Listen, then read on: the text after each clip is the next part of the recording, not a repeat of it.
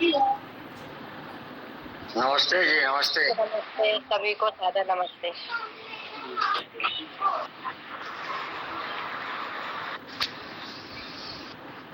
हाँ, सत्यम जी थोड़ा परिचय दे दें तब तक आप, और अभी हम लोग आरंभ करेंगे। एक मंत्र की व्याख्या तो कर देंगे। नियम यही है कि एक मंत्र की व्याख्या करते हैं, उसके बाद फिर चर्चा करते हैं। चर्चा तो जो कुछ हो रही है वही होगी, कोई बात नहीं है। तो तब तक थोड़ा परिचय दे दे तो अच्छा रहेगा।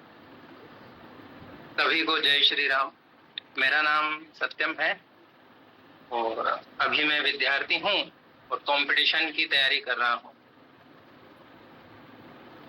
2020 से लगभग शास्त्रों की ओर रुचि हुई और घर पे ही शास्त्र अध्ययन कर रहा हूँ। बीच बीच में मार्गदर्शन मिला कई आचार्यों का और शाक्त परंपरा, शाक्त जो संप्रदाय है उसमें दीक्षित हूँ। जी जी जी। स्थान और बता दें कहाँ पर हैं? जैसे मैं राजस्थान जयपुर। जी जी जी, राजस्थान जयपुर में। ठीक है। हाँ, परिचय में बस यही नहीं होता है महत्वपूर्ण, एक स्थूल परिचय कह सकते हैं। शेष तो कहीं ना कहीं सनातन में रुचि है, तभी हम आप एक दूसरे से मिल पाए हैं। तो भाई जी, हम लोगों का एक सीधा सिद्धांत यूं समझ लें कि हम सब मानते हैं कि वेद को मानने वाले सब वैदिक हैं, इसलिए हमारे अपने हैं, ये हमारा एक परिवार है। और अन्य बातों में थोड़े बहुत मतभेद होते ही हैं, सगे भाइयों में होते हैं, परिवार में होते हैं, पिता पुत्र में होते हैं।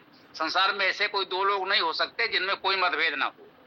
तो सारे मतभेदों के होते हुए हम सब एक परिवार हैं, क्योंकि हम सब सनातनी हैं और वेद को अपना मूल आधार मानते हैं। तो जो भी मूल को अपना धर्म मानता है, वेद को अपना धर्म मानता है, वो हमारा अपना वैदिक है। वो चाहे मूर्ति पूजक हो, चाहे हवन कुंड रखता हो, उसे घर में मूर्तियां हो कि हवन कुंड है, कि वो कैसे साधना उपासना करता है, वो अद्वैत को मानता है कि द्वैत त्रैत को मानता है। इन सब बातों पर हम लोग बहुत विवाद नहीं करते। हाँ, संवाद हो सकता है, सब लोग अपनी अपनी बात रखें, उसमें कोई हार जीत नहीं है, कोई शास्त्रार्थ नहीं है। अपना पक्ष सब लोग रखें मित्रवत, पारिवारिक भावना से, कहीं कोई कटुता नहीं है, विवाद नहीं है, कोई हारने जीतने की बात नहीं है, शास्त्रार्थ नहीं, संवाद चलता रहता है। आवश्यक नहीं है कि हम आप एक दूसरे से पूरी तरह सहमत हो। बात आई कि मैं अपनी बात रखूंगा, आप सहमत हैं तो, नहीं है तो फिर भी हम लोग साथ चलते रहेंगे। इस भाव से सनातन के सभी पक्ष हम व्यक्तिगत रूप से गए, हम लोग एकजुट रहें, कुछ मतभेद हैं तो बने रहें, इस भावना से हम लोग यहाँ प्रयास कर रहे हैं। तो हम निश्चिंत रहें, आपकी जो भी विचारधारा है हम उसका भरपूर पूरी तरह स्वागत करते हैं और हम अपनी बात अवश्य रखेंगे। आप उससे सहमत हो या सहमत हो, वो आपकी इच्छा है, वो आवश्यक नहीं है कि आप हमसे सहमत हो। तो हम लोग एक वेद मंत्र की व्याख्या कर लेते हैं, उसके पश्चात फिर और चर्चा आरंभ करेंगे। तो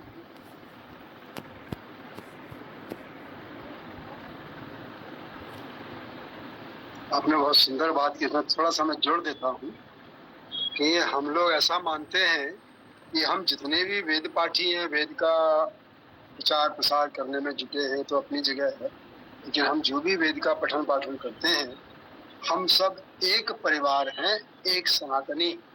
और जैसे परिवार में कोई छोटा है, कोई बड़ा है, कोई मजरा है, यही बात कह दी, दोहराने की आवश्यकता नहीं है। तो अब जरा मंत्र कर लेते हैं, फिर आगे बात जो है सबके अपने अपने विचार करिए ना, थोड़ा मंत्र कर लें। मैंने कहा ना, कोई दोहरा रहे हैं जो बात हमने कही है, तो थोड़ा व्यवस्था चलने चाहिए। तो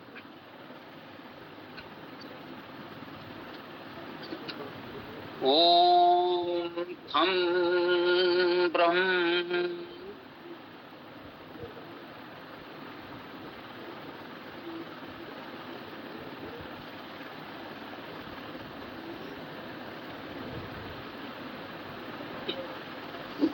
ओम गृहस्थ सूक्त, ये ऋग्वेद मंडल 10 सूक्त 85 है। इसका 39वां मंत्र आज हम लोग प्रस्तुत करेंगे।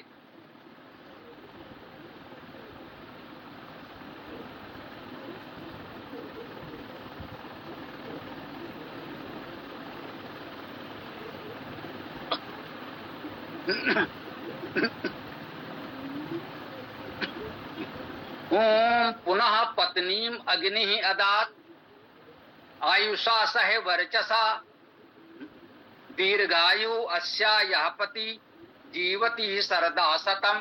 देखिए कितनी सुंदर बात कही गई है, कितनी सरल भाषा में कितना सुंदर संदेश दिया जा रहा है।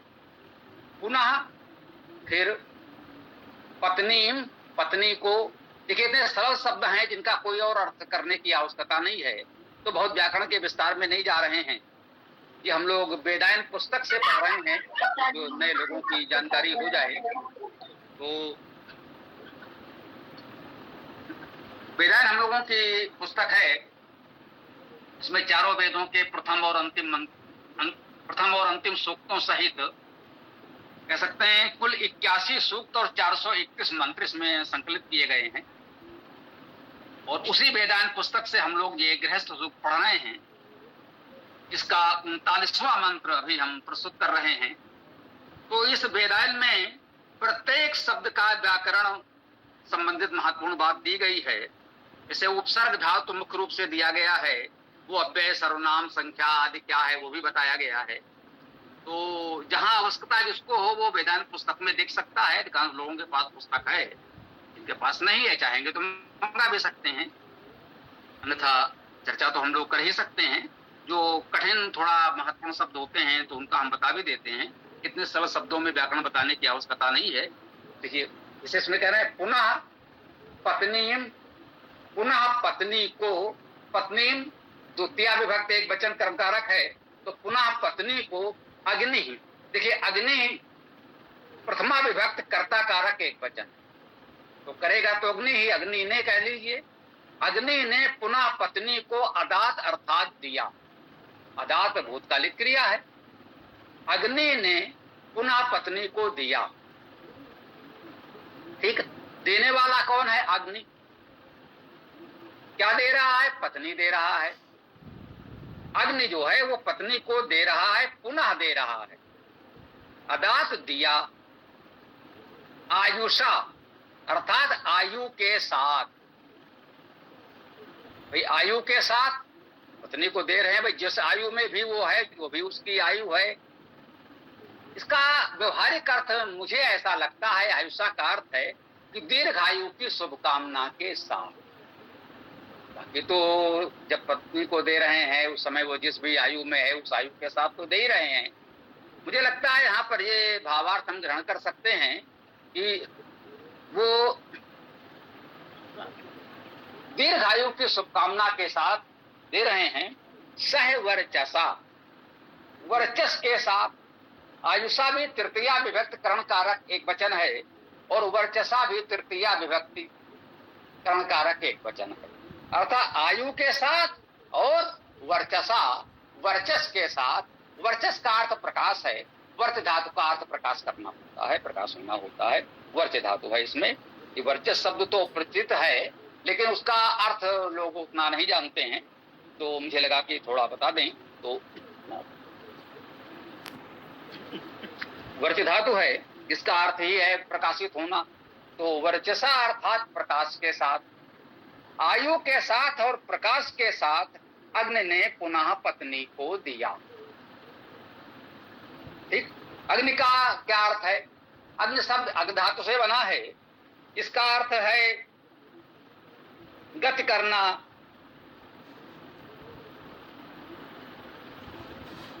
है ना, अग्रणी होना और ग्रहण करना, ठीक। अग्नि धातु के 3 अर्थ प्रमुख हैं, गति करना, अग्रणी होना और ग्रहण करना। तो अग्नि का अर्थ क्या हुआ? गतिशील या प्रगतिशील भी कह सकते हैं। गतिशील, अग्रणी और ग्राही, ग्रहण करना, इन 3 गुणों से युक्त जो है उसे अग्नि कहा गया है।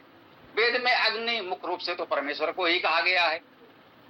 इन गुणों से युक्त जो समाज के अग्रणी लोग हैं, जो प्रगतिशील लोग हैं, हमें जीवन में दिशा देते हैं, उन अग्रणी लोगों को भी अग्नि कहा जा सकता है। तो वेद मंत्रों का मुख्य अर्थ तो आध्यात्मिक है।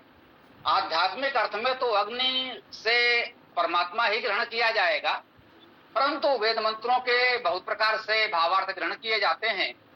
तो ऐसा कह लें कि आध्यात्मिक अर्थ में तो अग्नि का भावार्थ परमेश्वर ही हो गया, आदि दैविक, आदि भौतिक, आदि लौकिक अर्थ में जब हम करेंगे तो फिर उसमें समाज के अग्रणी जन भी आ जाएंगे।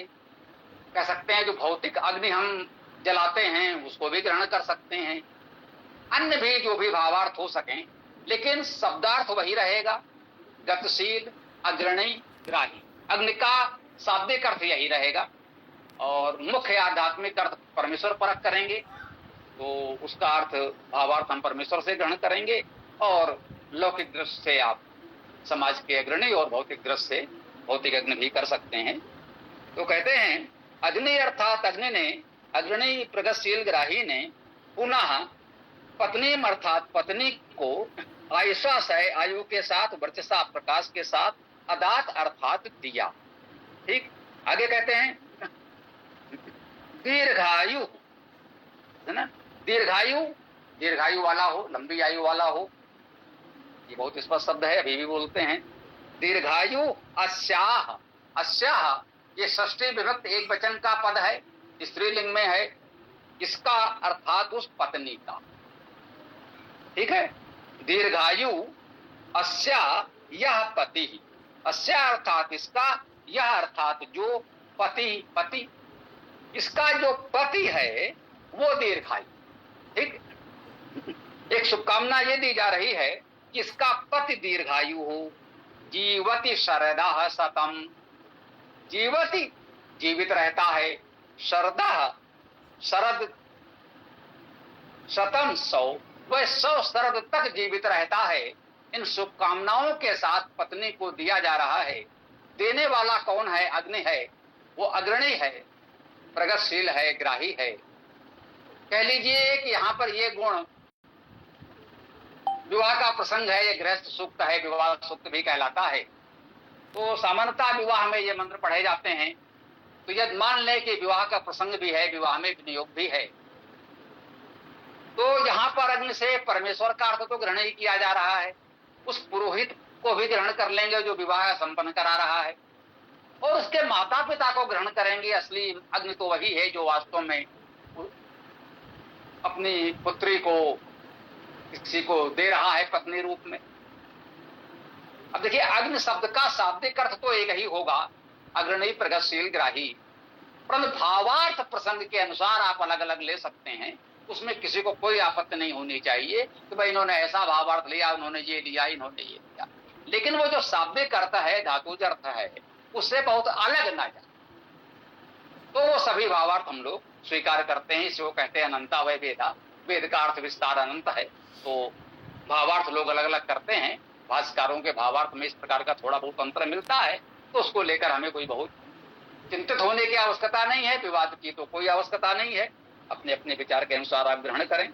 तो कह रहे हैं दीर्घायु अस्या पति, इसका जो पति है वो दीर्घायु हो। जीवत शरदा शतम, वो 100 शरद तक जीवित रहे, अर्थात 100 वर्ष तक जीवित रहे। कह दें जैसे इस समय हम वर्ष कहते हैं, वर्ष क्या है? वर्षा काल। 100 वर्षा काल तक जीवित रहे।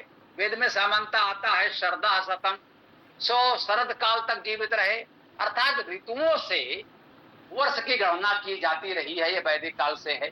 हमने हिंदी साहित्य में कहीं ये भी पढ़ा, आयु 80 बसंत देखी, अर्थात 80 बसंत ऋतु उसके जीवन में हो चुकी है, तो 80 वर्ष की आयु है, ऐसे कह लें। तो 80 बसंत, 80 वर्ष, 80 शरद, तो ये ऋतु से आयु की गणना, वर्ष की गणना की जा रही है। तो ये बहुत सीधी सी बात है। देखिए, इसका बहुत संक्षेप में भावार्थ इसमें दिया हुआ है कि अग्नि ने अर्थात अग्रणी, प्रगतिशील, ग्राही जैसे गुणों से युक्त परमेश्वर या उपासक ने पुनः पत्नी को आयु के साथ तथा प्रकाश के साथ दिया। इसका दीर्घायु पति 100 शरद अर्थात 100 वर्ष संवत्सर तक जीवित रहता है। विशेष में इतना सा कहा गया है कि उचित आयु में विवाह करें, 100 वर्ष तक दीर्घायु होने की शुभकामना है। तो इस मंत्र का इतना छोटा सा, सीधा, सरल सा अर्थ हम लोगों ने प्रस्तुत किया। प्रेरणा बहुत स्पष्ट है कि उचित आयु में विवाह करें, उचित पात्र को पत्नी के रूप में उसे प्रदान करें, और दीर्घायु होने की कामना तो ऐसे अवसर पर सभी परिजन देंगे ही कि जो भी शुभेच्छु हैं वे सब शुभकामना दे रहे हैं कि भाई 100 वर्ष तक तुम जीवित रहो। इसके आगे धातुवाद निरुक्त लिखते हैं, जिसमें से पुनः अव्यय है, पत्नी में पत धातु है, उसका अर्थ गति करना, ऐसर होना, पराक्रम होना आदि, इसका सभी शब्दों का हम लोग धातु उपसर्ग आदि लिख देते हैं। ये धातुवाद निरुक्त शीर्षक से लिखा गया है। तो आज की इस मंत्र व्याख्या को हम यहाँ विराम दे सकते हैं। आगे हम लोग जो भी चाहें आप लोग अपना प्रश्न आदि प्रस्तुत कर सकते हैं, हम लोग उस पर बात करेंगे। तो गुर्जर समाज का पढ़ें? जी पढ़ दीजिए।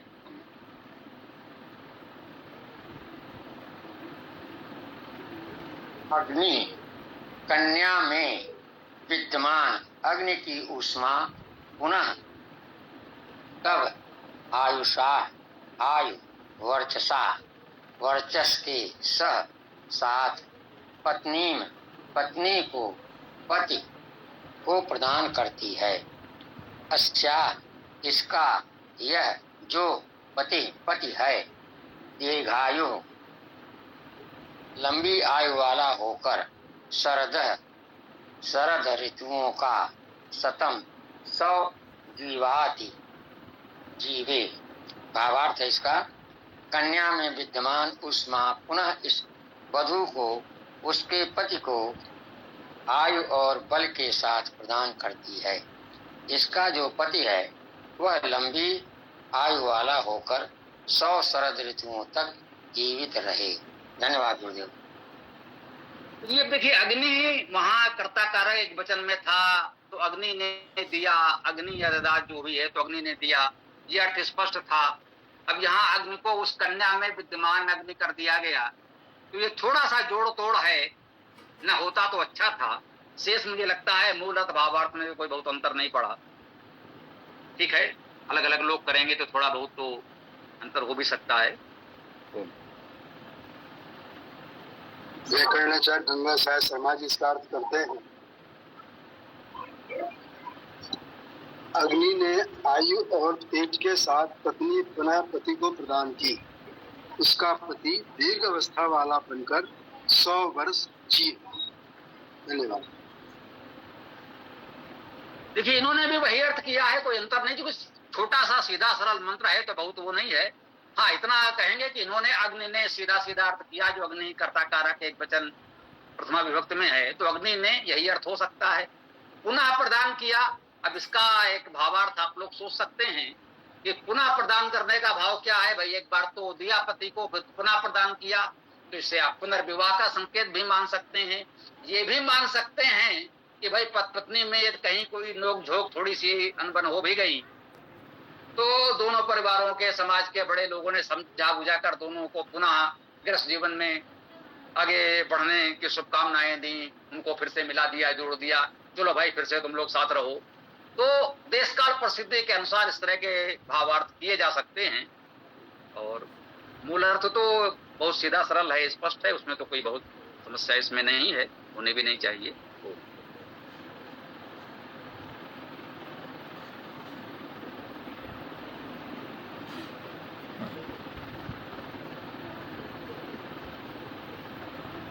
जी अभिषेक जी, आप भी कुछ कहना चाहें तो बताएं। लोगों को अपना परिचय भी दे सकते हैं, ये लोग परिचित नहीं होंगे बहुत से, और कोई प्रश्न आदि हो तो रख सकते हैं।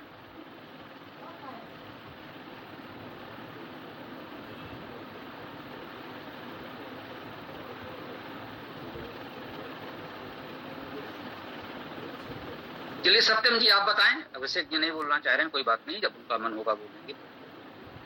जी बोलिए। सुबह जब अब समूह में जो बात हो रही थी, उसमें मैं यही समझना चाहूंगा कि ईश्वर ने उन 4 जो ऋषि या देवता, जो भी 4 की 3 है, उनके मन में वेद को प्रकट किया और या उनसे लिया। इसमें बहुत ज्यादा कंफ्यूजन है सबको।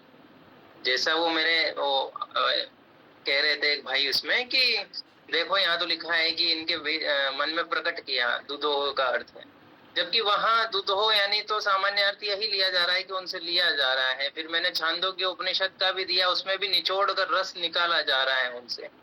तो कहीं भी मुझे ऐसा प्रमाण नहीं मिला कि उनके मन में प्रकट, जो कह रहे हैं स्वामी जी कह रहे हैं कि उनके मन में दिया गया सबसे पहले जो ऋषि शब्द से संबोधित किया गया है, तो उसके बारे में अगर कोई शंका समाधान कर सके कि ऐसा क्यों लिखा गया है।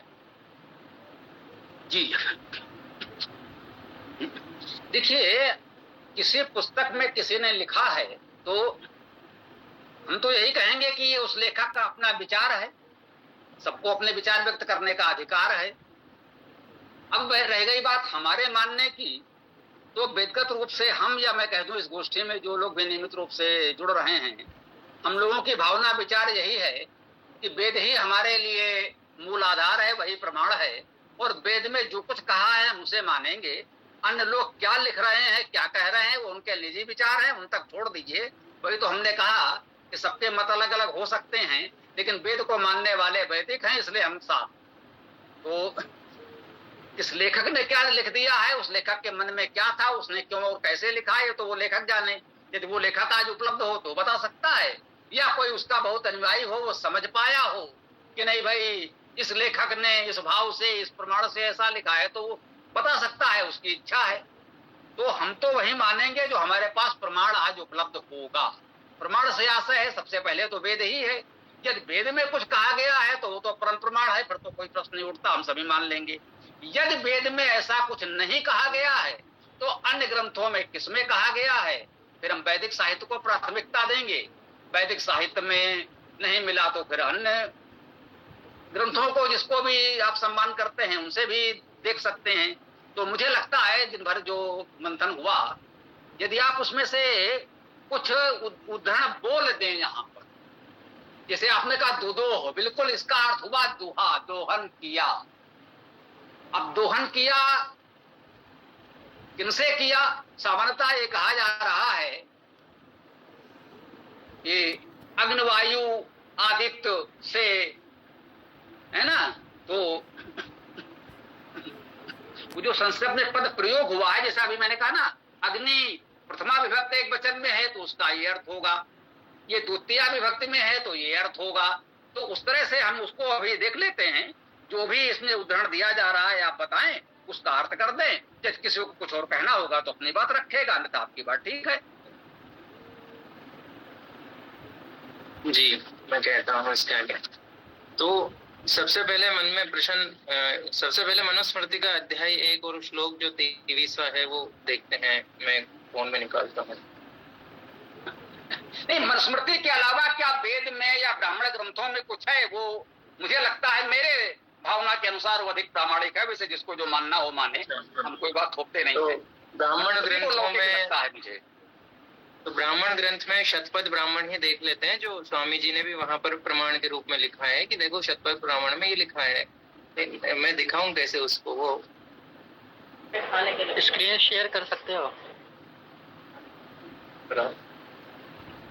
नहीं, स्क्रीन शेयर कर सके अच्छी बात है। जो लोग जानते हैं, नए बच्चे तो कर ही लेते हैं, अन्यथा बोल दो, पढ़ दो तो भी चलेगा। ऐसी बात थोड़ी है कि उसका कोई प्रमाण दिखाना है यहाँ पर, है ना। पढ़ दो तो भी चलेगा। स्क्रीन शेयर करना चाहो तो वो तुम्हारी इच्छा है। क्या दिख रहा है? हाँ, कुछ दिख तो रहा है, मतलब आया तो है स्क्रीन, लेकिन उसमें कुछ अभी आएगा तो दिखेगा। हाँ, कुछ हो तो रहा है।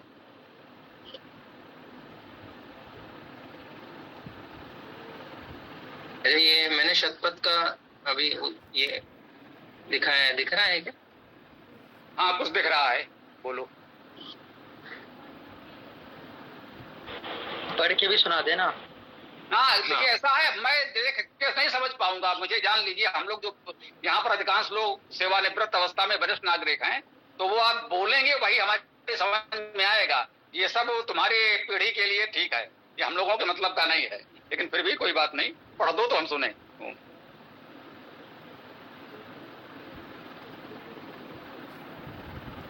हाँ, तो जो शतपथ में स्वामी जी ने प्रमाण दिया उसका मैं हिंदी बोल रहा हूँ। पहले अकेला प्रजापति था, उसने चाहा कि मैं सनातन वाला हो जाऊं। उसने श्रम किया, तप किया, उसके श्रम और तप से 3 लोक उत्पन्न हुए, पृथ्वी, अंतरिक्ष और द्यू। उसने इन तीनों लोकों को तपाया। उन तपे हुए विस्तार रही मैं देख चुका हूँ, मुझे लगता है केवल वो जो 3 को उत्पन्न किया, देव यारिस जो भी थे वो, और उससे जो वेद उत्पन्न हुआ, केवल उतना पढ़ दो, वो भी संस्कृत में। क्योंकि हिंदी प्रमाण नहीं होगा ना, प्रमाण तो मूल संस्कृत ही होगा। हाँ वो तो है।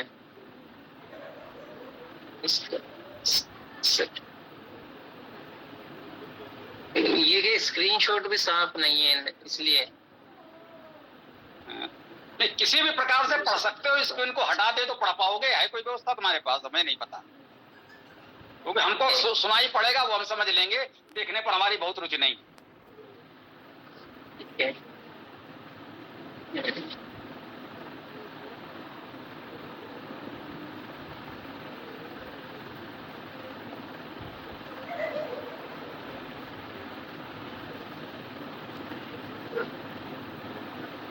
हाँ, कंडिका 6।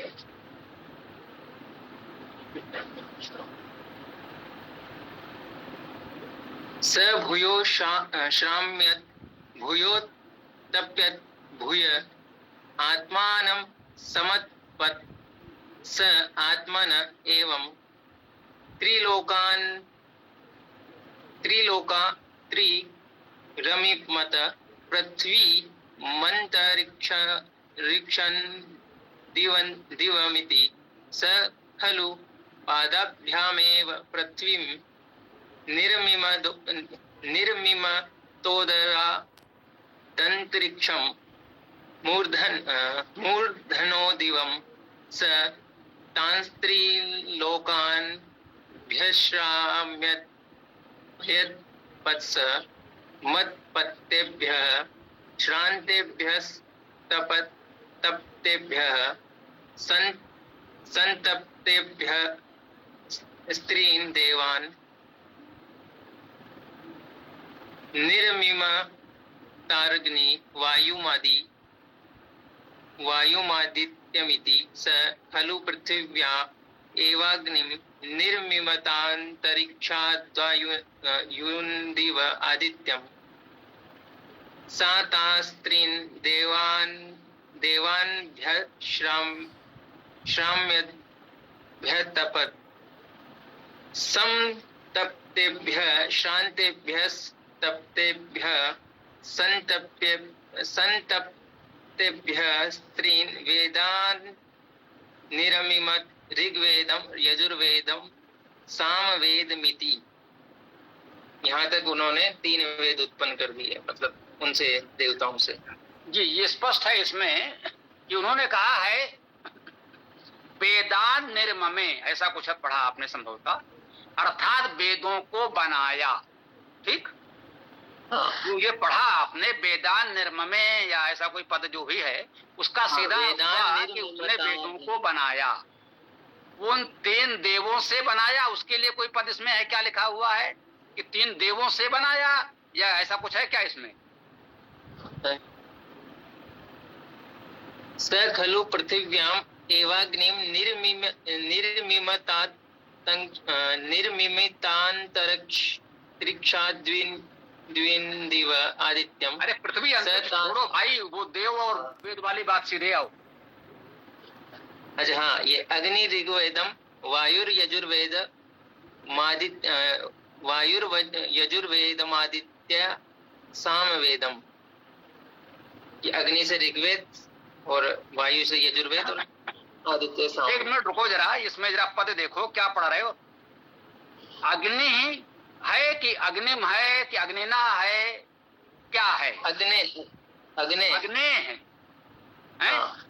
अग्नि का अर्थ हुआ अग्नि से या अग्नि का कर सकते हो। ठीक, अग्नि से या अग्नि का, अग्नि को तो नहीं हो सकता, अग्नि है, अन्यथा अग्निम होता।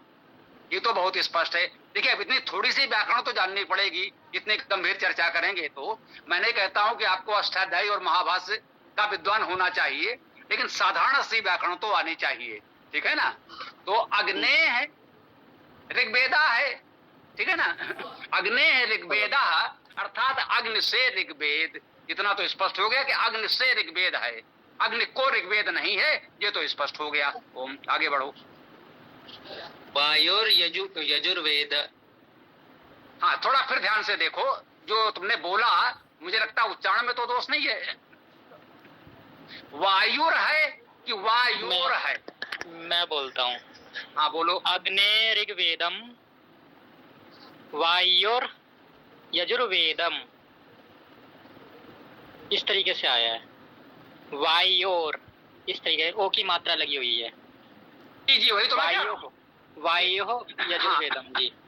अग्ने ऋग्वेदम, जो रा है ये विसर्ग के लिए आता है, ठीक है। ये जी, विसर्ग जी, होती है तो विसर्ग का रा हो जाता है। अग्ने ऋग्वेदम अर्थात अग्नि से ऋग्वेद, वायो यजुर्वेदम अर्थात वायु से यजुर्वेद। आगे क्या है? सूर्यात सामवेदा, आदित्यात सामवेदम, ये आया है। ठीक है। आदित्यात सामवेदम, आदित्य से सामवेद को, ठीक, बहुत स्पष्ट है। अग्नि से ऋग्वेद को, वायु से यजुर्वेद को, है ना, और आदित्य से सामवेद को। आगे क्या निर्ममे है विममे है, क्या लिखा है? सेंटेंस तो यही पूरा हो गया है ये। नहीं, क्रियापद होगा, हो सकता है इसके पहले आ गया हो, क्योंकि संस्कृत में कोई भरोसा नहीं, क्रिया पहले भी आ सकती है कोई, है ना। मैं इसमें बताता हूँ। सत तांस्त्रीन देवानभ्य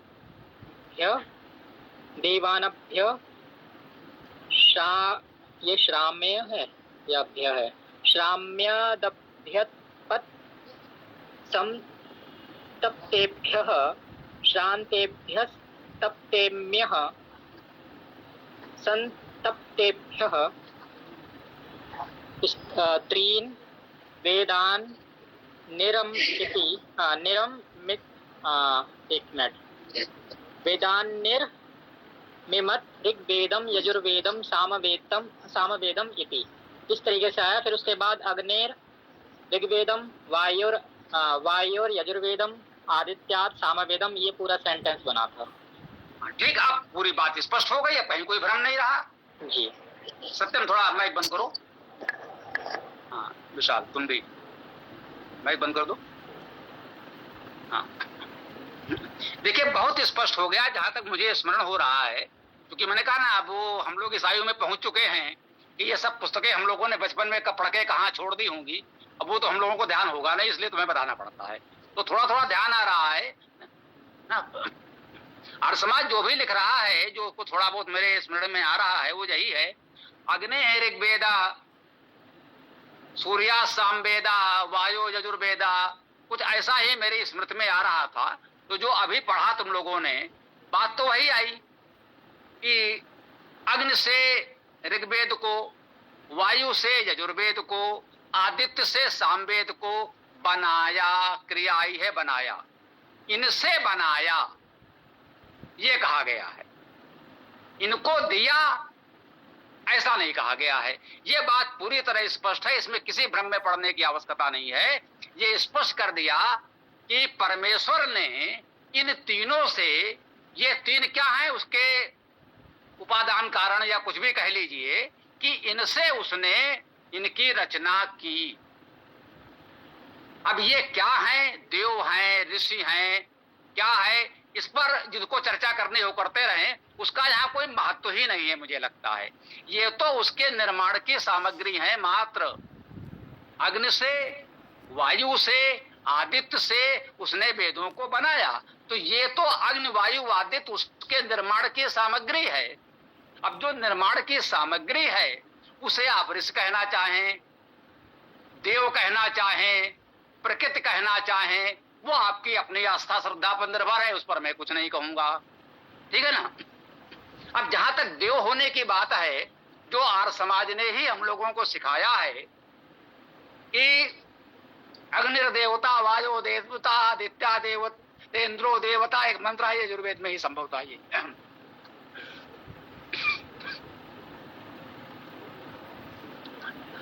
तो ये जो पवित्र, जो ये प्रकृति है, सूर्य है, अग्नि है, वायु है, जल है, वृक्ष वनस्पतियां हैं, इन सब में हम देवत्व देखते हैं, ठीक है ना। इन सबको हम देवतुल्य मानते हैं, क्योंकि हमारा जीवन इनसे चलता है, इसलिए हमने इनको देव का सम्मान दे रखा है। भाई हमारे तो देश ही ऐसा है, हमारी नदियां भी माँ हैं, तुलसी भी माँ है, गंगा भी माँ है, तो हम तो सब में देवत्व के दर्शन करते हैं।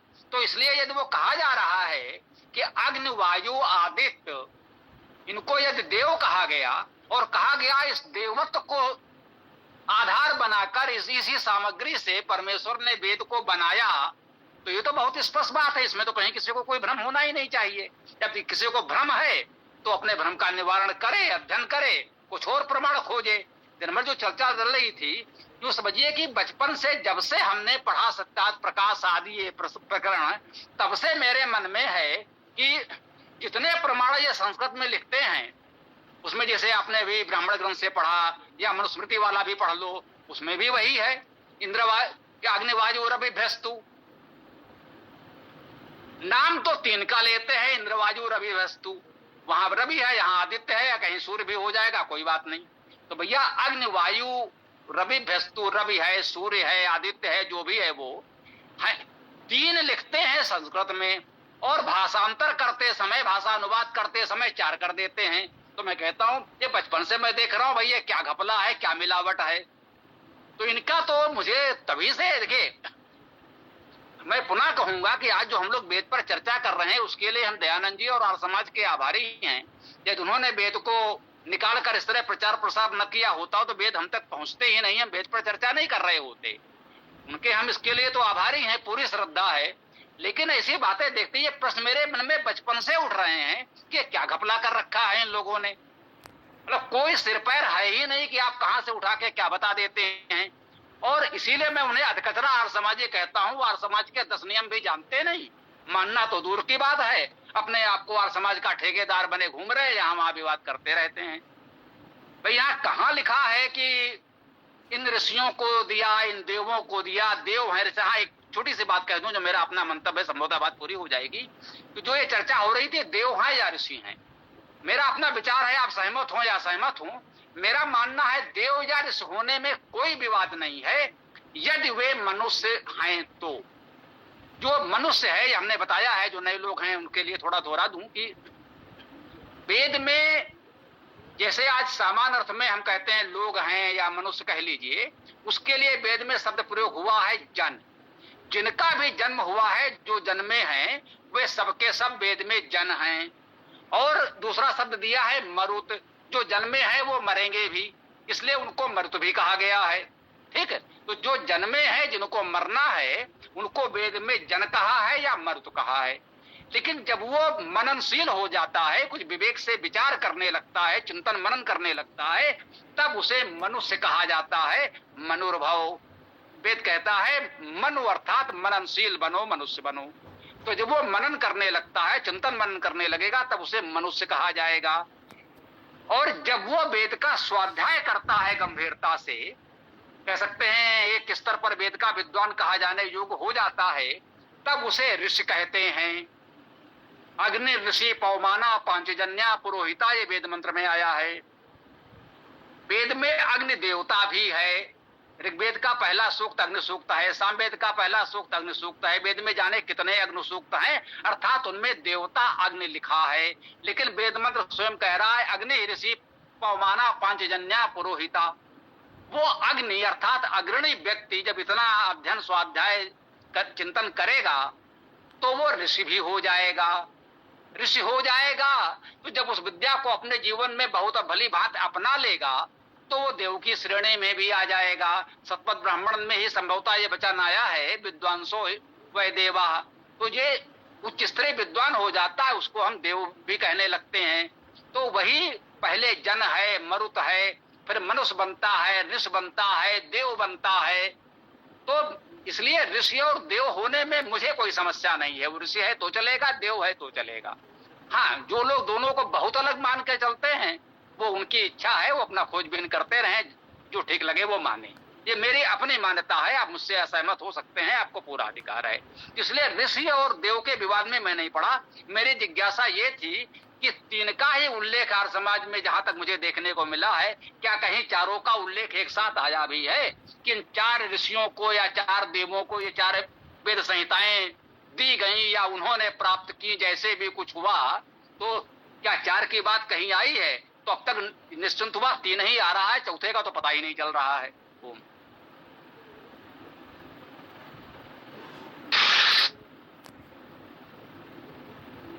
हाँ सत्यम, पहले तो अपनी बात बोलो, तुम्हें क्या कैसा लगा इस पर, और फिर और लोग भी अपनी बात रखेंगे। दीपक भी आ गए, अच्छा है, बोलो।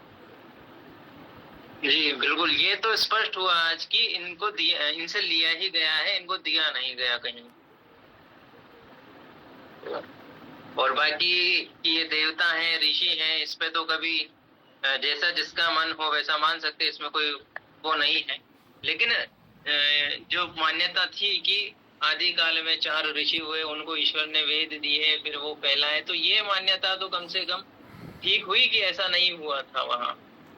क्योंकि उपनिषद में ही आता है कि देवताओं में सबसे पहले ब्रह्मा जी हुए, उन्होंने अपने बेटे अथर्वा को जो नाम था उसको वेद की शिक्षा दी, और उसी से आगे प्रचारित हुई। तो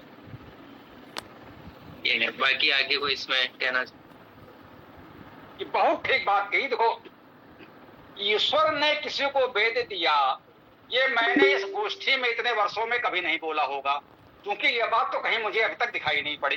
ठीक, मेरा मानना है, जो मेरा अपनी भावना है, विचार है, आप सहमत हो या सहमत हो, आपकी इच्छा है, मैं मानता हूं कि ऋषियों ने अपने तप साधना से इस विद्या को, वेद को प्राप्त किया। इस प्राप्त करने वाले हैं, उन्होंने अपनी साधना तपस्या से इस वेद को प्राप्त किया है, न कि किसी ने उनको पुरस्कार स्वरूप, दया करके दान स्वरूप दे दिया है। तो हमें इसमें ऋषियों की साधना तपस्या का सम्मान करते हैं कि उन्होंने अपने तपोबल से इसको प्राप्त किया है, किसी ने उनको दान में नहीं दिया है। ये मेरी अपनी भावना है। बाकी जो जैसा चाहे, ईसापुत्र जी कुछ कहना चाह रहे हैं तो बोल। जी, पुरुष सूक्त में एक मंत्र आता है, तस्मात् यज्ञात् सर्वभूतः ऋचः सामानि जज्जिरे। ईसापुत्र ने हाथ उठाया था तो मैंने कहा कुछ कहना चाहते होंगे, तो और भी जो मेरी आवाज आ रही है, रख सकते हैं, स्वागत है, बोलो। मेरी आवाज आ रही है?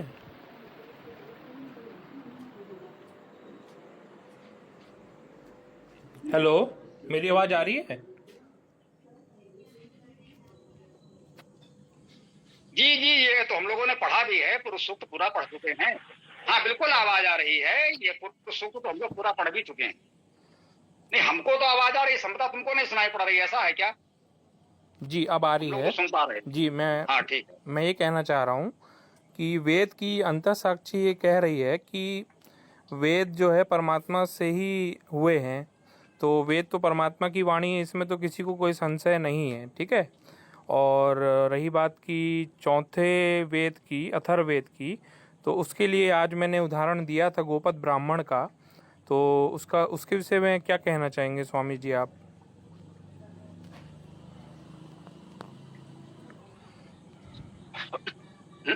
देखिए, 4 वेद संहिताओं को तो हम आरंभ से मानते हैं, इसमें तो कोई संदेह है नहीं। ठीक है ना। अब तक जब भी वेद की बात चली होगी, मैंने यही कहा होगा कि 4 वेद संहिताएं हैं। हम मानते हैं वेद एक ग्रंथ है, उसमें 4 संहिताएं हैं। जैसे रामायण में 7 कांड हैं, वैसे वेद में 4 संहिताएं हैं। आप देख रहे हैं, हमने चारों वेदों का प्रकाशन अपने तरीके से किया भी है। एक पुस्तक में चारों वेद संहिताएं प्रकाशित की हैं, और जो बता रहे हो पुरुष सूक्त में, उसी को हमने आधार बनाया है कि तस्मात् यज्ञा सरहुता ऋचा सामान्य जज्जिरे छंदांस जज्जिरे तस्मात् यजु तस्मात् अजायत। बिल्कुल ठीक कहा, इसी को हमने वेद का क्रम माना है कि तस्मात् यज्ञा सरहुता ऋचा सामान्य जज्जिरे। सबसे पहले क्या उत्पन्न हुआ? ऋचाएं और साम। पहले ऋचाएं उत्पन्न हुई, सबसे पहले ऋचा, फिर साम उत्पन्न हुए। उसके पश्चात क्या हुआ? छंदांस जज्जिरे तस्मात्। उसके पश्चात छंदस उत्पन्न हुआ। ठीक, पहले ऋचा, फिर साम, उसके बाद छंदस। अब इस छंदस को ही हम लोग अथर्ववेद कहने लगे बाद में। पहले इसका नाम छंदोवेद ही था, या ब्रह्मवेद भी इसको कहा गया है, कहीं उल्लेख मिला है।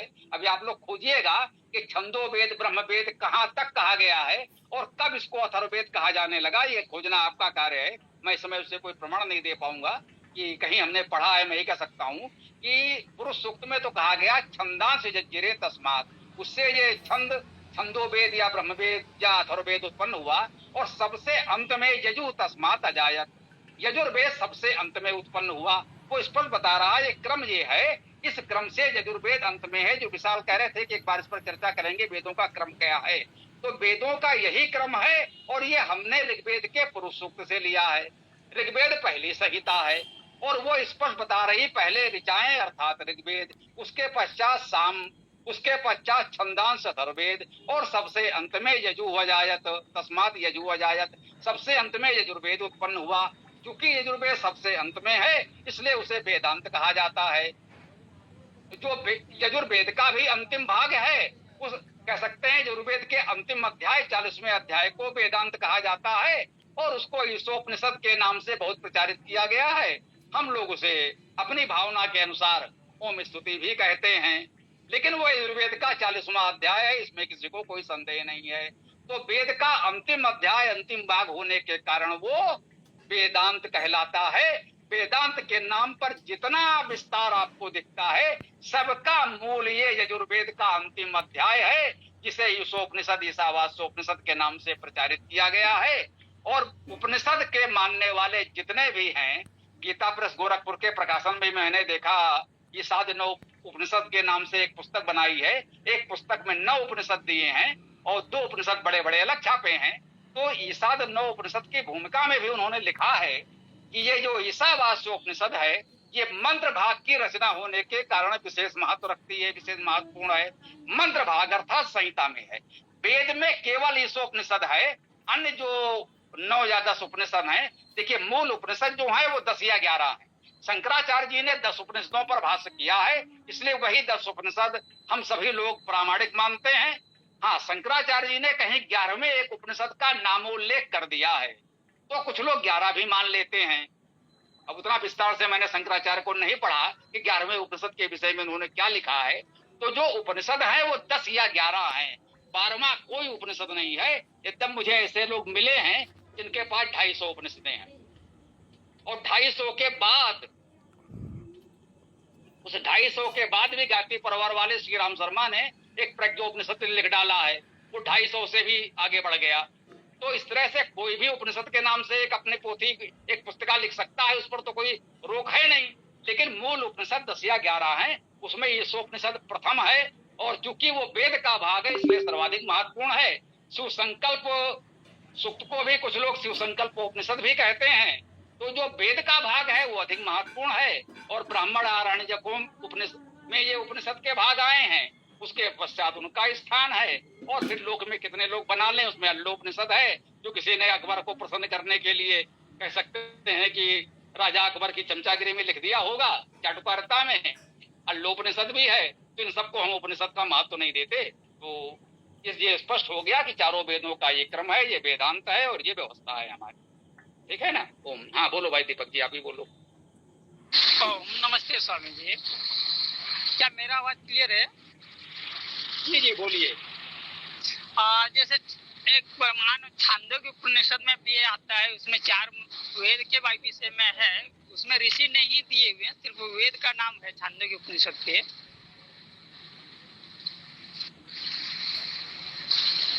इस विषय पे क्या कहना है? तो इसमें समस्या क्या है भाई?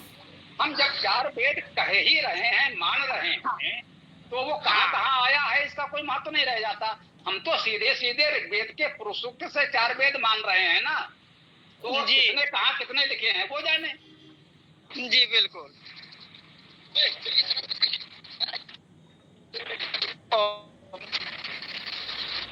इससे जैसे स्वामी जी ने कहा कि वो देवता है कि ऋषि है, वो सबका अलग अलग मत हो सकता है। तो इस पे मैं थोड़ा कहना चाहूंगा कि मुझे ऐसा क्यों लगा कि वो देवता है कि मनुस्मृति अध्याय 12 श्लोक 40 में जीव की 3 गतियां बताते हैं वो, कि या तो वो देवता बनेगा या मनुष्य बनेगा या त्रियक योनि में जाएगा, त्रियक योनि पशु पक्षी इनमें जाएगा।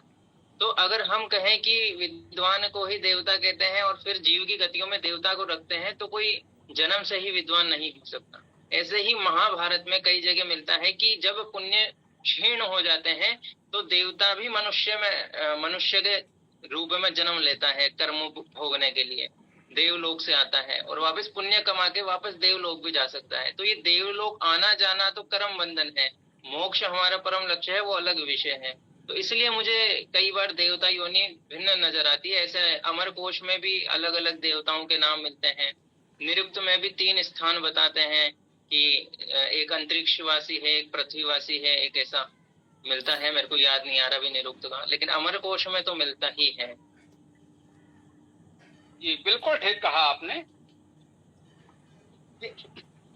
जो उल्लेख हैं वो ठीक है। हो सकता है हम लोगों को समझने में थोड़ी चूक हो रही, थोड़ा इस दृष्टि से विचार कीजिएगा। मैं अपनी बात रख रहा हूँ, आप सहमत हूं तो ना हो तो वो आपका अधिकार है, ठीक है। देखिए, वेद में ही द्यावा पृथ्वी आता है, ठीक। कहीं कहीं द्यावा पृथ्वी अंतरिक्ष भी आता है। ये तीनों तो वेद में ही आते हैं। हाँ, एक बात स्पष्ट कर दूं कि आपने जितने चर्चा की, आपने मनुस्मृति की बात की, महाभारत की बात की, और जाने जो भी बात की, तो भाई जी जब इतना गंभीर विषय होगा, जहां पर सनातन धर्म की बिल्कुल मौलिक दिशा तय करनी होगी, तो हम विनम्रता से निवेदन करना चाहते हैं, हम केवल और केवल 4 वेद संहिताओं को प्रमाण मानते हैं, अन्य की कोई चर्चा नहीं करते। तो पहले ये तय होगा कि 4 वेद संहिताओं में क्या है, यदि उसमें नहीं है तब हम अन्य ग्रंथों की ओर देखेंगे। भाई इस पर तो वेद ने कुछ नहीं कहा, फिर देखें ब्राह्मण ग्रंथों में, रामायण में, महाभारत में या अन्य में कहाँ क्या कहा गया है। तो सबसे पहले निर्णय तो हमें वेद से करना होगा। तो जैसा कि मैंने कहा कि वेद में ये बात तो आ रही है, इसमें कोई संदेह नहीं है। द्यावा पृथ्वी अर्थात पृथ्वी और द्युलोक, प्रकाशमान लोक, और बीच में अंतरिक्ष है, दोनों के ध्यान दीजिएगा। थोड़ी सी शब्दावली वर्तमान से अलग हो जाएगी। वेद के अनुसार ये पृथ्वी है जिस पर हम रहते हैं, इसको एक लोक कहा गया महत्वपूर्ण, क्योंकि पृथ्वी यद्यपि इस ब्रह्मांड में बहुत छोटी है, लेकिन हमारे लिए सबसे बड़ी वही है, क्योंकि हमारा सारा जीवन यापन तो इसी से होता है। होंगे बहुत बड़े बड़े ग्रह आदि, लेकिन भैया हमारा जीवन तो इस पृथ्वी पर चल रहा है। तो इसलिए उसमें एक तो लोक कहा गया पृथ्वी को, उसके पश्चात दूसरा कहा गया है जो पृथ्वी के धरातल से ऊपर है, जिसे आज की भाषा में आप पृथ्वी का वायुमंडल कह सकते हैं। तो जहां तक पृथ्वी का वायुमंडल है उसे वेद में अंतरिक्ष कहा गया है। ये इतने समय के मेरे अध्ययन का एक निष्कर्ष आप मान लें। हो सकता है इसका सीधा प्रमाण मैं वेद से या किसी ग्रंथ से न दे पाऊं, इतने दिन के अध्ययन से मुझे ऐसा अनुभव हुआ है। जो मान ले उसे आप न मानना चाहें वो आपकी इच्छा है। तो जो पृथ्वी का वायुमंडल है उसको वेद में अंतरिक्ष कहा गया है, ऐसा मेरा अनुभव है। अंतरिक्ष शब्द का अर्थ का है अंता इच्छते यस्मिन, जिसके भीतर हम देख सकते हैं, तो उसे अंतरिक्ष कहा गया है। अंतरिक्ष में पशु पक्षी आज विचरण करते हैं, अर्थात अंतरिक्ष अर्थात वायुमंडल में ये पक्षी उड़ते हैं, तो ये अंतरिक्ष हो गया। जो पृथ्वी पर मनुष्य पशु आदि विचरण कर रहे हैं, ये तो पृथ्वी हो गई। और जो ये पक्षी आज उड़ रहे हैं, जो हमें उड़ते हुए दिखते हैं, अंता इच्छते यस्मिन, जहां जिसमें हम देख पाते, छू नहीं सकते, हम उनकी तरह उड़ नहीं सकते, उनके साथ नहीं जा सकते, लेकिन हम पृथ्वी पर बैठे खड़े देख तो सकते हैं, तो उसको अंतरिक्ष कहा गया है कि उसके भीतर हमको दिखता तो है। अब सूर्य के भीतर क्या है वो तो पृथ्वी से नहीं दिखता हमें, लेकिन इस वायुमंडल में उड़ते हुए पक्षी आदि तो हमको दिखते हैं, तो इसलिए उसको वेद में अंतरिक्ष कहा गया है। ऐसा मेरा अध्ययन का निष्कर्ष अनुभव मान सकते हैं आप। और इस वायुमंडल के परे जो सूर्य चंद्र तारे ग्रह आदि जो भी आप देखते जानते हैं, उस सबको वेद में द्युलोक कहा गया है, अर्थात प्रकाशमान लोक। सूर्य चंद्र नक्षत्र तारे सब आपको प्रकाशमान दिखते हैं, जो प्रकाश बिंदु दिखते हैं, इन सबको वो द्युलोक कहा गया है। ठीक, तो ये हो गए 3 लोक। तो वेद ये मान रहा है भू स्थानीय देवता पृथ्वी स्थानीय देवता होते हैं, बिल्कुल होते हैं। कौन कौन होते हैं? मातृदेवो भव, पितृदेवो भव, आचार्य देवो भव, विद्वांसो वै देवा। माता पिता आचार्य तो आपके देव हैं ही, जो विद्वान है समाज के वो भी देव हैं। और कौन कौन से देव हैं? जैसे कहा कि वृक्ष वनस्पतियां जल नदियां, जो भी हमारा जीवन चलाने में सहयोगी सहायक प्रमुख हैं, उन प्रकृति की सभी शक्तियों को हमने देव नाम दिया। तो ये हो गए भूस्थानीय देवता। अंतरिक्ष स्थानीय देवता जैसे वायु, यदि वायु ना हो तो हम कैसे सांस लेंगे? तो हम जीवित रह चुके। तो जीवित रहना है तो अंतरिक्ष स्थानीय देवता ये वायु बहुत महत्वपूर्ण है। प्रकाश इस वायुमंडल से ही पृथ्वी पर आकर उष्मा आदि प्रदान करता है। हम जो कुछ देख पाते हैं तो वो भी अंतरिक्ष से है। तो इस प्रकाश को आप अंतरिक्ष का देवता भी मान सकते हैं या दिवलोक में मान सकते हैं। सूर्य चंद्र आदि को दिवलोक में माना गया है, ये दिवलोक के देवता हैं। तो पृथ्वी स्थानीय देवता, अंतरिक्ष स्थानीय देवता, मृत्यु स्थानीय देवता, ये सारे देवगण हम लोग मानते हैं, ये सब देव हैं और अपने अपने लोक में रहते हैं और पृथ्वी में हमारे जीवन में सब उपयोगी हैं, सहायक हैं। इसलिए हम इन सबको देव होने का सम्मान देते हैं, इन सबके देवत्व का नमन हैं।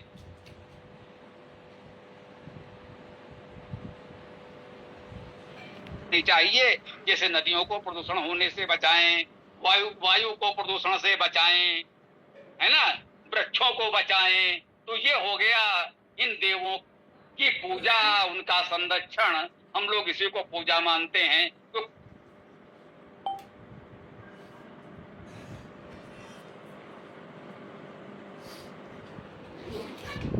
हर कवरेज नहीं है करते हैं। तो भाई नारी की पूजा का क्या भाव है कि भाई उसको भोजन वस्त्राद जो उसकी आवश्यकता है उसे प्रदान करें, उसका सम्मान सत्कार करें, यही तो पूजा है।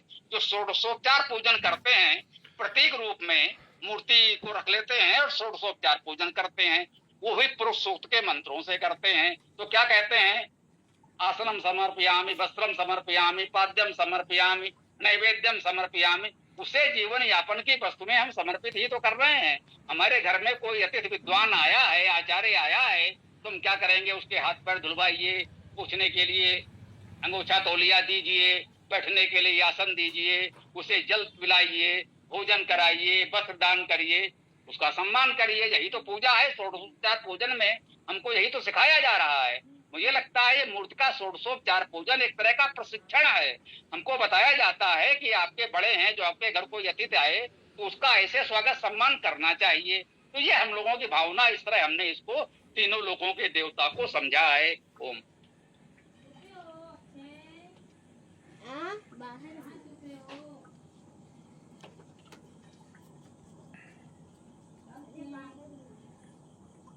भाई किसी को कुछ कहना हो तो अपनी बात रख सकते हैं। जब चर्चा पूरी हो जाएगी तो फिर वेदास्तक पाठ करके समापन करेंगे।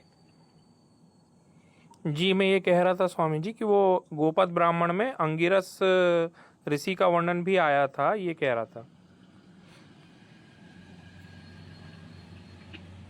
नहीं, कोई एक श्लोक, वाक्य, कंडिका जो भी कहते हो, जहां पर स्पष्ट रूप से चारों की बात एक साथ आई हो कि इन चारों को ये चार वेद दिए गए या इन चारों से बनाए गए, जैसा कि भी पढ़ा गया कहीं पर कि इन तीन से बनाए गए कहा गया है।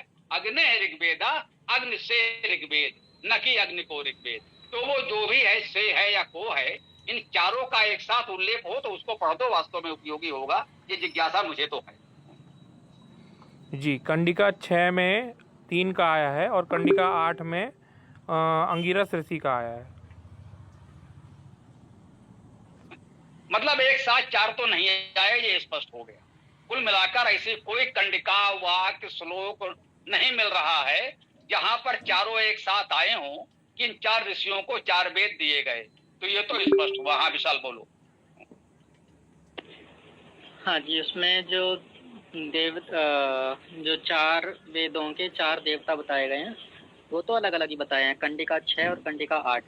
इसमें मेरा एक क्वेश्चन ये है, जैसे बताया गया कि अलग अलग देवताओं से अलग अलग वेद बने हैं, तो इसमें जो वायु है वो अंतरिक्ष के देवता हैं, और जो सूर्य है वो द्यूलोक के देवता हैं, और जो अग्नि है वो पृथ्वी लोक के देवता हैं।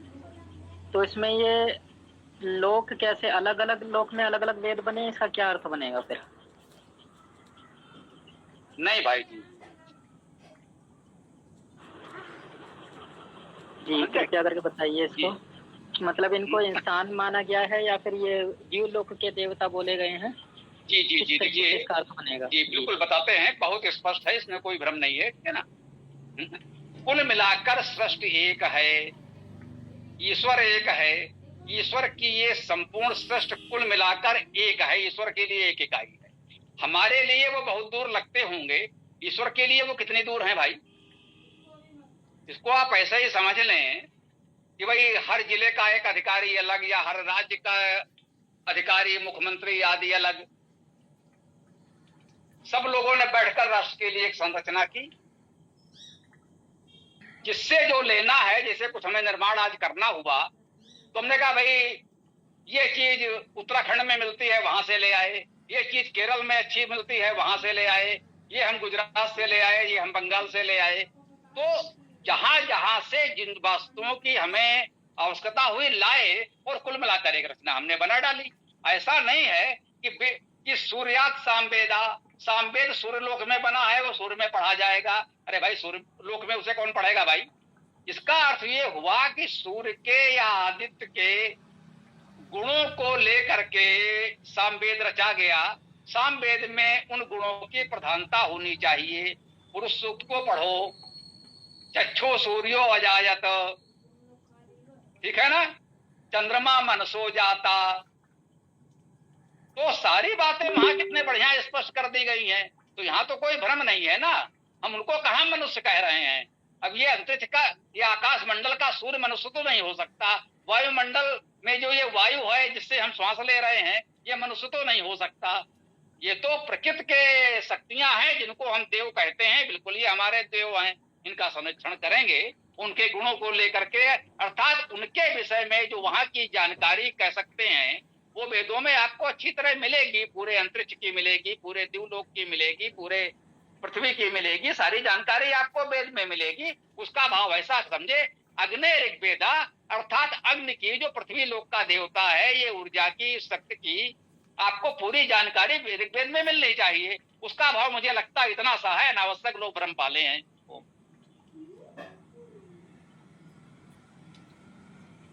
एक इस पे ये था कि जो वेद तीनों से बन रहे हैं या फिर निकाल रहे हैं जो भी हैं, लेकिन ये कर कौन रहा है? जैसे उपनिषद में आया है उसको प्रजापति कहा है, मनुस्मृति में उसको ब्रह्मा कहा है, शतपथ ब्राह्मण में भी शायद प्रजापति कहा है, शतपथ और गोपथ में। तो ये प्रजापति है कौन? और ब्रह्मा जी है या फिर ईश्वर है कौन? वो सब तो एक ही है, वो ब्रह्म ही है। वो सब तो एक ही है, प्रजापति भी वही है और ब्रह्म भी वही है। हाँ कि वेद में बहुत स्पष्ट है, तदेवाग्नि तदादित्या तद्वायु तद चंद्रमा, ठीक है ना। एकम सद विप्रा बहुधा बदंते अग्नियमम मात्र स्वानमायु। तो जितने भी देव शक्तियां हम सुनते हैं ये सब कुल मिलाकर वही परमेश्वर है। ये सब उसी परमेश्वर की शक्तियां हैं जिन्हें हम देव के रूप में मानते हैं। क्या इसे कह देते हैं कि परमेश्वर के गुणवाची नाम हैं, जो जिस भाषा में, जिस शब्दावली में समझ पाए। अंततः वो एक है, दूसरा नहीं है ना। एको ब्रह्म द्वितीयो नास्ति। वो एक ब्रह्म है, दूसरा तो कुछ है ही नहीं। तो क्यों भ्रम में पड़े हो? कबीरा इश्क का माता दुई को दूर कर दिल से, जो चलना राह नाजुक है हमन सिर बोझ भारी क्या। ये हम बचपन से अपने पिताजी से सुनते थे, वो पता नहीं किस सत्संग से पढ़ते थे कि कबीर दास जी कहते हैं कि ईश्वर से प्रेम करना है कि द्वि को, द्वैत भाव को दूर कर दो। और वेद कह रहा है कत्र को शोका को मोहा एकत्व मन वश्यता। जब आप एकत्व भाव का अनुभव कर लेंगे, एकत्व भाव को देखने लगेंगे, तो फिर आपको कोई मोह, कोई भ्रम नहीं होगा। अंततः आपको इस एकत्व को स्वीकार करना है कि वो परमेश्वर ही सब कुछ है, वही एक है। अलग अलग नामों से, अलग अलग रूपों से, अलग अलग गुणों से वही जाना जाता है। तस्मात् यज्ञात सर्वभूता ऋचा सामान्य जज्जिरे। वहां पर उसको यज्ञ रूप में भी कहा गया। पुरुष सूक्त में उसको मुख्य रूप से पुरुष शब्द से कहा गया। वही कहा गया हिरण्यगर्भ सूक्त में हिरण्यगर्भ से, हिरण्यगर्भा संवर्तते, है ना। सबसे पहले हिरण्यगर्भ ही विद्यमान था। तो जो कुछ भी कहा गया अलग अलग नामों रूपों से, वो एकमात्र परमेश्वर को व्यक्त किया गया है। संपूर्ण सृष्टि वेद परमेश्वर की रची है, सब उसी से उत्पन्न है। तो वेद भी उसी से उत्पन्न है। इस पचड़े में क्यों पढ़ना भाई? अलग अलग कोई नहीं है, जो कुछ है बस वही है, उसके अलावा और कुछ नहीं है। हाँ, लेकिन शायद मैं पूछ सही नहीं पाया कि जो प्रजापति, जो ब्रह्म है, वो क्या ईश्वरी है? क्या आप ये कहना चाह रहे हैं कि वो ईश्वर है? जी, वो ईश्वर ही है, इसमें कोई संदेह नहीं है हमें। अच्छा, यानी ईश्वर को इन देवताओं की मतलब आवश्यकता पड़ी ही वेद को प्रकट करने के लिए। जी, थोड़ा सा इसमें ये मेरे विचार से अंतर इसलिए आ रहा है कि तुम्हारी इतनी बात से मुझे लग रहा है कि भाई वेदों में तुम्हारा विषय प्रवेश नहीं हुआ है, इसलिए वेद का जो मूल अवधारणा है वो स्पष्ट नहीं है। तो यूं कहने कि पुराण और ब्राह्मण ग्रंथ और मनुस्मृति और वेद ये सब गड्ढमड किए हो, तो वेद पर कंसंट्रेट करो। केवल एक वेद यजुर्वेद भी एक बार पढ़ डालो, मैंने सबसे कहा है। तो यजुर्वेद को एक बार निर्विकार भाव से केवल पढ़ डालो। ये भूल करके कि इसके पहले तुमने मनुस्मृति में, महाभारत में, यहाँ वहां क्या पढ़ा है, वो सब एक थोड़ी देर के लिए मन से निकाल दो, पूर्वाग्रह मुक्त हो जाओ और केवल यजुर्वेद पढ़ डालो, जो पूरे वेद का छोटा भाग है, 10% भी नहीं। ठीक है ना, 20,000 से अधिक मंत्र हैं चारों वेदों में, और एक वेद में 1975 हैं, अर्थात 2000 भी नहीं है, तो बहुत थोड़ा सा है। ठीक है ना, तो एक बार यजुर्वेद पढ़ डालो। ये मानकर वेद सबसे पहले है ना, तो वेद जब थे तब इनमें से कोई ग्रंथ नहीं था।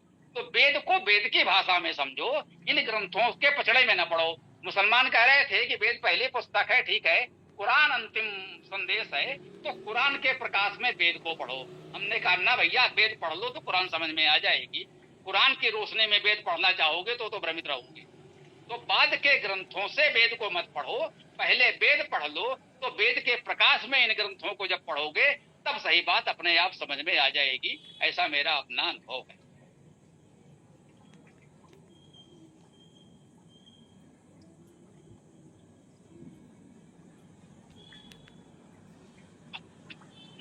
ये पुरुष सूक्त या यजुर्वेद का अध्याय 31,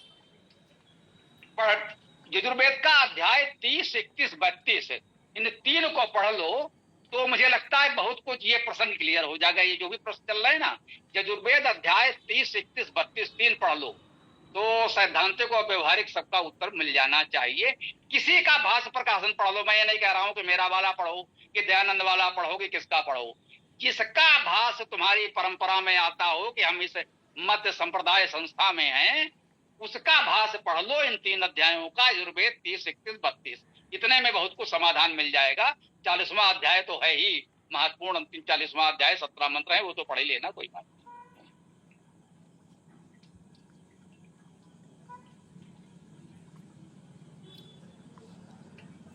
जी, स्वामी जी बिल्कुल ठीक कह रहे हैं। हाँ, कि सत्यम जी को शायद अभी ये भी अच्छे से क्लियर नहीं है कि ये जो चारों वेद है ये ईश्वर की वाणी है या ऋषि मुनियों की है, ये अच्छे से क्लियर नहीं है। हो सकता है क्लियर हो, लेकिन संशय है अभी भी।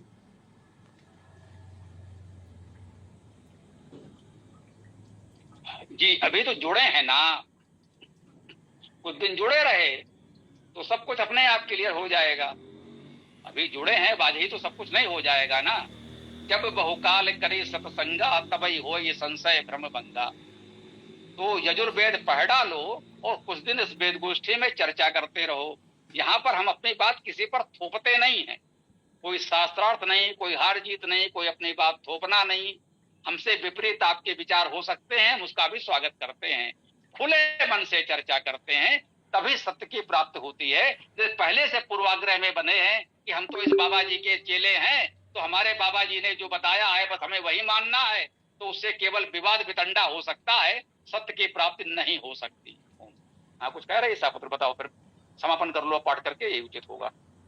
एक छोटा सा प्रश्न है स्वामी जी, मैं ये पूछना चाह रहा हूँ कि जैसे कोई ग्रुप में है, हम व्हाट्सएप ग्रुप में हैं, मान के चलो अपने वेद कक्षा वाले ग्रुप में हैं, मान के चलो उधर कोई हुड़दंग कर रहा है, कोई मतलब गलत चीज़ कर रहा है, तो क्या ग्रुप में रहने वाले सब लोगों पर उसका वो लगेगा, अपराध लगेगा? क्योंकि कुछ लोग कहते हैं ना कि आप तो देख रहे थे कि वहाँ पे ये सब हो रहा है लेकिन आप चुप थे, है ना। कई लोग कहते हैं कि तुम चुप क्यों थे उस समय जब ये सब हो रहा था। तो मैं ये पूछना चाहता हूँ, क्या चुप रहने वाले को उसका वो लगता है कि अपराध?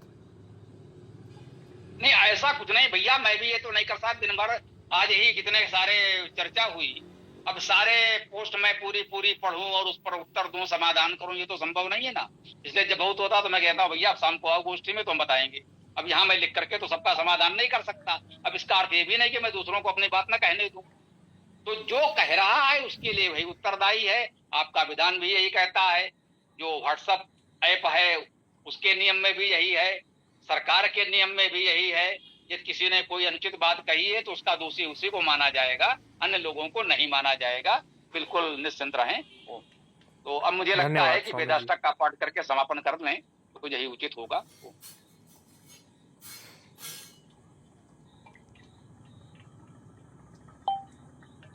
हाँ, सत्यम इतना बता दें कि ये समापन हम लोग वेदाष्टक जो हमने कहा है चारों वेदों के प्रथम और अंतिम, ये 8 मंत्र हो गए, तो 8 मंत्र का पाठ करके हम गोष्ठी का समापन करते हैं। ये कोई आता हो तो साथ में बोल सकते हैं, वरना पीडीएफ दिया गया है, पुनः दे देंगे।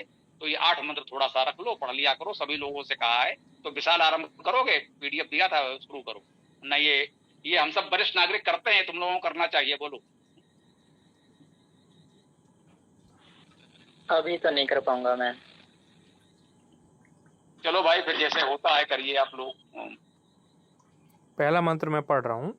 ओम अग्निमीडे पुरोहितं यज्ञस्य देवं ऋत्विजं होतारं रत्नधातमम्। ऋग्वेद अंतिम मंत्र। ओम समानि वा